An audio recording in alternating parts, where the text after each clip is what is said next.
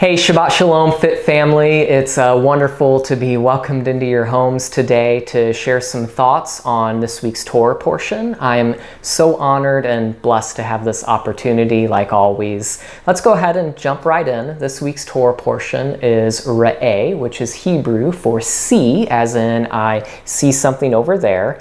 And it goes from Deuteronomy 11:26 to Deuteronomy 16:17. So just to give a quick summary, this Torah portion contains instructions regarding the Lord's prescribed place of worship, and then it goes on to give warnings against false prophets.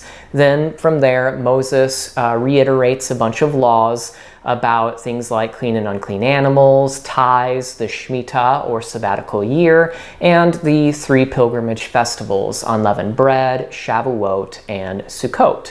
So this Torah portion is mainly Moses giving instructions about these various things, repeating a lot of instructions that are previously given in the Torah.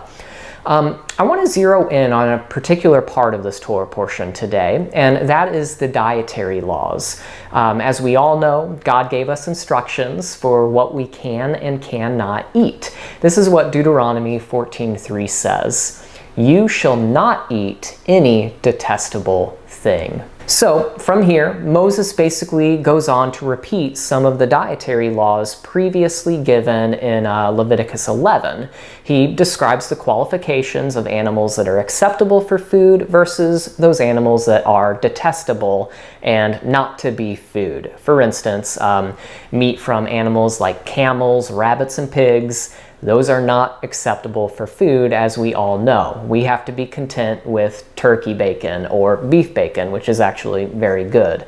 The passage also goes on to give clean versus unclean classifications for birds and fish as well. So no vultures or shrimp for dinner. We are to eat only clean animals as classified in the Torah.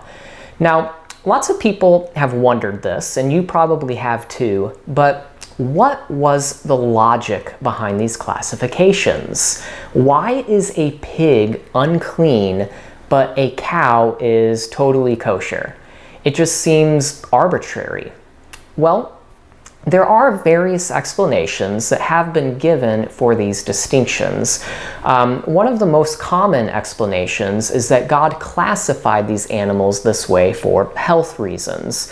He wants to keep us safe from diseases and things like that that we would get from eating unclean animals. So, for example, undercooked pork can cause trichinosis, which is not any fun. The problem with this explanation, though, is that the same concern can be applied to clean animals. Undercooked beef can cause salmonella, which also isn't very fun. So you see that there's the same concern can be applied in either case. Now, there have been some interesting scientific studies done on this issue that showed how meat from unclean animals have higher levels of toxicity. The idea here would be that God's instructions are for our good, for our benefit.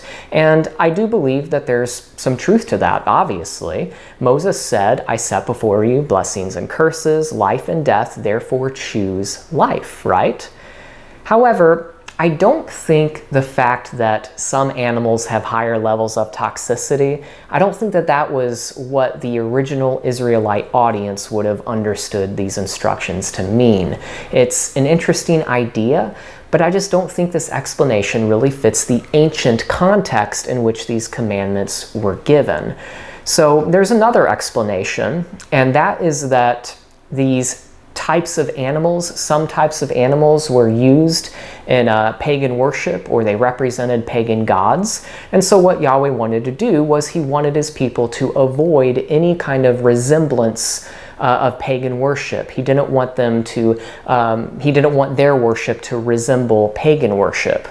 But once again, this logic can also be applied to clean animals like goats, because clean animals were also used in pagan worship and have represented pagan gods. So once again, this explanation doesn't really work. A third explanation is that the animals are moral symbols, and some early church fathers held this view. Basically, a clean animal chewing the cud reminds us to meditate on the law. It's a moral symbol, and that's why it's classified as clean.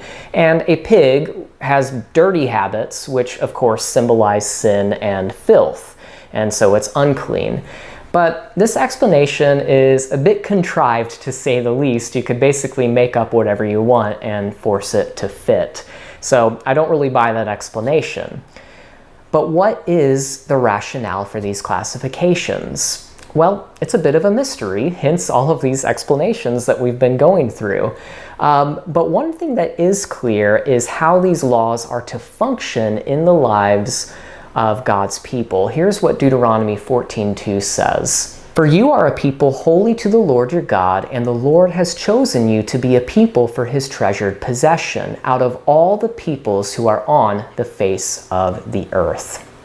So God's people are to be holy unto him. That means we are to be set apart and dedicated to him. We are to be different and distinct from the world in accordance with how the Bible defines what that looks like. This holiness mandate applies to every area of our lives, including the little things like what we eat.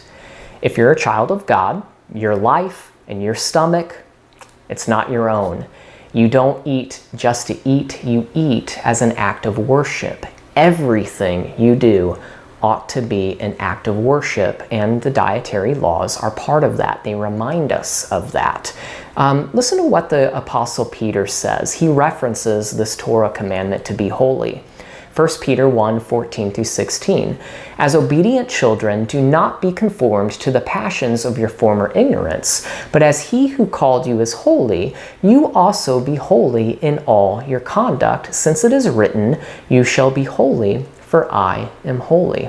Ultimately, that's what I think the point of these laws is. The point is that they are an expression of worship and our commitment to our God.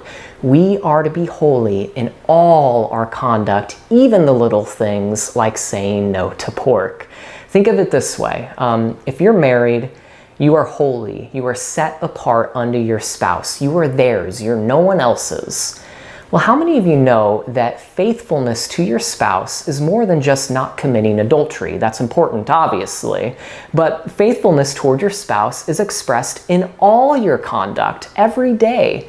Doing the dishes, helping with the kids, helping to clean up the house, working to provide for your family, expressing your love and your appreciation through your words and through small acts of kindness.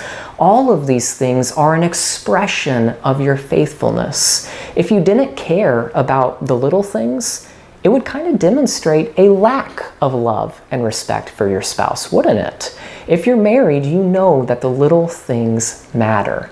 Well, it's the same with God. What we do or what we don't do, it matters to him.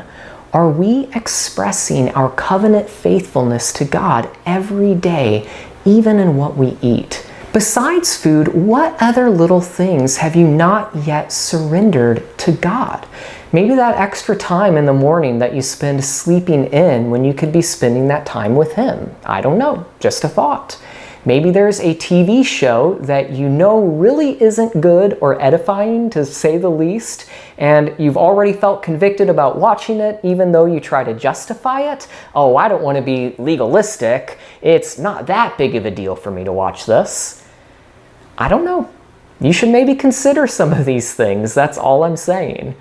In conclusion, don't eat pork.